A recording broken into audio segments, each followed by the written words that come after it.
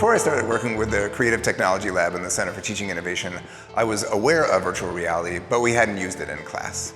And so I was excited about the possibility of bringing something new into the class for the students to experience. So we have the physical engine here on campus, but we aren't able to take it apart. So the AR really lets students look at the internal components of the engine, see it from all different angles, and it was something that they wouldn't have been able to do without the help of the AR. All right, so what we're doing today is I would like you to get a chance to explore this 1916 Curtiss OXX-6 engine in a variety of different ways. This engine is a V8, it's about 9.3 liters, put out about 120, 150 horsepower.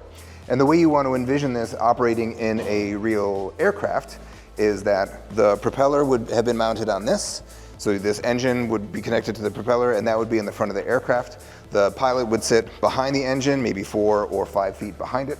The reason why I think that this is fun to look at is it highlights a couple of different fluid mechanical principles that we're going to be studying, or we have studied, but it also highlights a number of kinematic and dynamic principles that you've been studying in other classes, and so I think it's fun. When our project started, we had a CAD model that described this system, but what we didn't have was a virtual reality asset or the pedagogical design that went with that.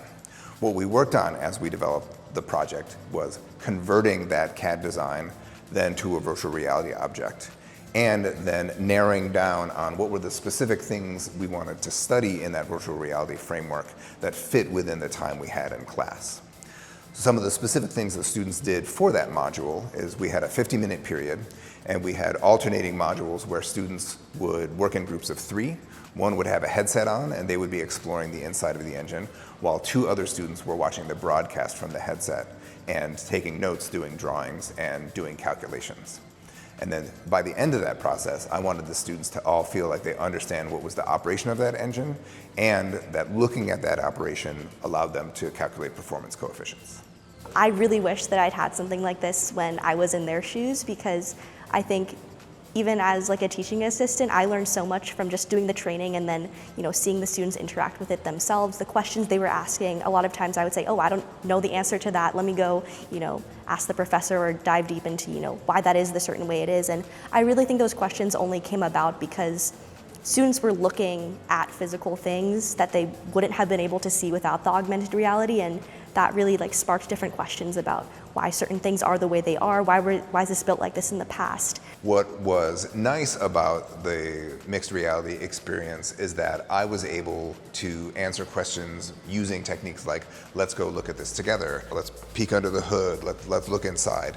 It allowed me to model the process by which someone who has training but doesn't know the answer then quickly acquires the answer using the tools of the trade.